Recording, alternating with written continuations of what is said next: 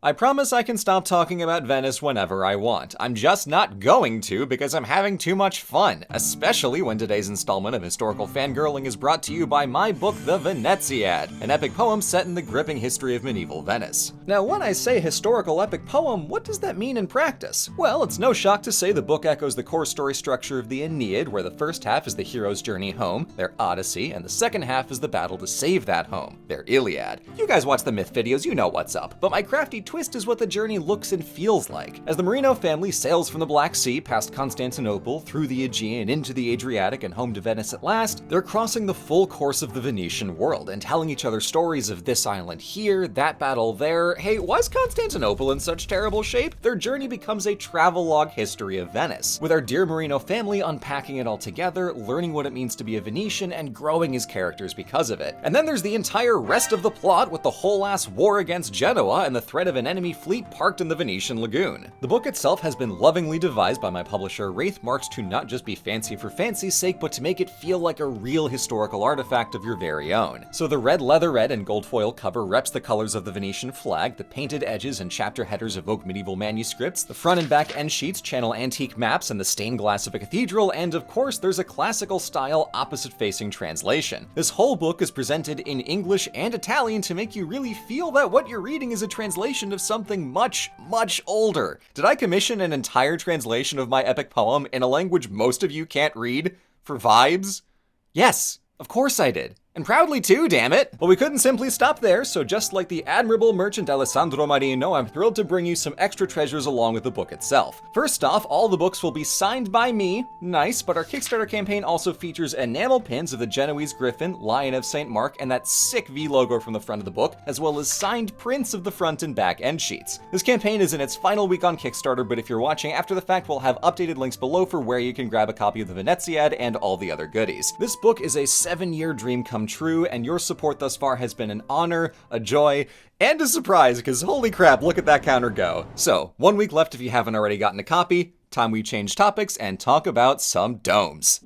Imagine for a moment that you've just come into possession of a very important set of bones. Don't judge me like that, that's a perfectly innocent statement, and this line of inquiry is purely for science. Because that's exactly what happened in 829 when the Republic of Venice welcomed the assorted bones of St. Mark the Evangelist to their new forever home. The first order of business was to high-five and gloat, but the next immediate priority was giving their new patron saint a suitable church. Because for all the Venetians' outward displays of markitude over the centuries on ducats and flags and statues, one monument flies high above the rest, and that of course is La Basilica di San Marco, St. Mark's Basilica, the centerpiece church at the heart of Venice. On sight alone, it's imposing, it's ornate, it's domed, what's not to love for a Venezia Boo degenerate like me? But more than all that, this church is the Venetians' most elegant expression of their cultural identity and the distilled essence of their place in history. So, to see how St. Mark got his Bella Casa Nuova and appreciate that no one builds a basilica like Venice, let's do some history. Our tale of beauty and brickwork begins in 829 when Giustiniano Participazio commissioned a new church just north of his palace, intending that the shrine for Mark's freshly imported bones would double as the Doge's personal chapel. But this was only the first of 3 buildings that would occupy this spot, as the original caught fire in 976. It wasn't completely destroyed, as Doge Orseolo seems to have patched it up on the quick, but the Venetians saw fit to rebuild it entirely a century later. See, in the 1000s, Italians up and down the peninsula were struck by a fever I'm very familiar with: architecture brain rot, and they proclaimed their burgeoning civic pride through church building. Pisa's cathedral is a standout example, but countless other cities were in on it too, like Florence, Bari, and, of course, Venice. Work began in 1063 under Doge Contarini, but several years into the construction, panic set in when the Venetians lost track of their saint. See, for safety reasons, only 3 people knew exactly where Mark was buried. What, afraid someone's gonna steal him? Nah, who would do that? But the secret keepers had all long since died, so by the time the church was finished in 1094, the Venetians were embarrassingly saintless. Nonetheless, the basilica was consecrated with 3 days of fasting, and on the final day, a pillar collapsed, not a great sign for a new church, but oh well, to reveal their misplaced Mark, whereupon he was immediately buried in the new crypt so they would not lose track of him again. Cheers and hugs all around, Venice has its centerpiece church. This is a classic medieval legend of the trust me bro variety, first attributed centuries after the fact, but given how much grief the Venetians would cause in the name of St. Mark, I like to imagine them sweating about it for a few years. No power on earth could ever keep Venice humble, but maybe we can at least keep them anxious. So at the turn of the 1100s, Venice was back to baseline on Saints and up one Basilica, and I dare say the Lagoon lads nailed it. In a city still made almost entirely of wood, at least until fires in 1106 and some hastily updated construction regulations, the Basilica and neighboring Palazzo Ducale were the only buildings made of brick and stone. Yet, for all the uniqueness of its material, the bigger statement by far was its style. The Basilica was heavily inspired by churches from the Byzantine East, so instead of a rectangular Latin cross floor plan and Romanesque design sensibilities common in Italy at the time, St. Mark has a squared-up Greek cross and all the aesthetic touches you'd sooner see in Constantinople than some literal backwater lagoon. All brick construction with the odd marble panel for fun, and 5 arches across the front with a lower tier of half-domed recesses for entryways. Then pass through those to behold the real Byzantine flair inside, where 5 soaring domes bathe the Basilica in golden light, and every surface of the ceiling, from dome to arch to apse, is studded with exquisite mosaics by master Greek artisans. And of course the floors were all marble mosaic too, because obviously. Unlike most Catholic churches where the altar is just kind of there, the East had ceremonial screens called an iconostasis, separating the holiest of holy spaces from the Lord's adoring fanbase. And while the exterior will continue fancying up as Venice trades and occasionally raids their way to riches and glory, it's remarkable to consider the interior was this impressive right out the gate. Now, as a professional, I have a responsibility to provide you with more insightful analysis than look at it, but I mean, holy golden you guys, look at this! Us moderns are a little desensitized to gold from so much casual exposure, but even from our perspective, the sheer vastness of this gilded canvas is stunning. Tides of gold rolling along the domes and arches like the very waves Venice commands. Every arcing surface lovingly adorned even further by the medieval world's most laborious medium of artwork. It's all the same gilded palette, so it's never overwhelming, yet the closer you look, the more you see. I take pride in making architecture easy to understand, but all this almost defies explanation. It seems so darn simple, a shiny yellow ceiling, but it's more. The flawless combination of material design and form to create a sense of pure jaw-dropping awe. Gold has never looked more gorgeous, more opulent, or more engrossing than it does right here in Venice. God, it's so pretty.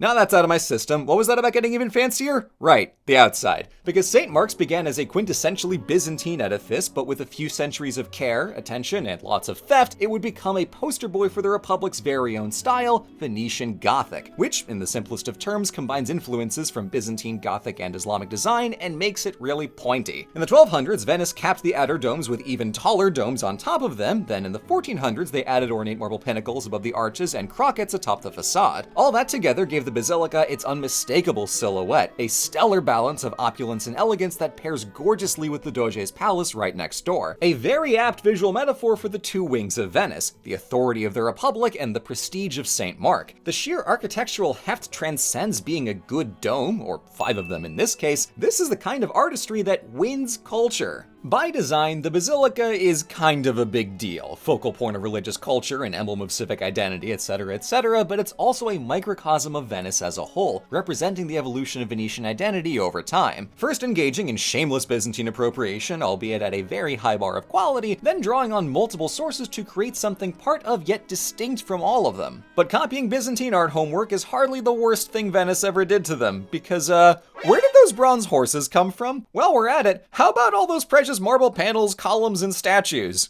Uh-oh guys, I think my fave is problematic.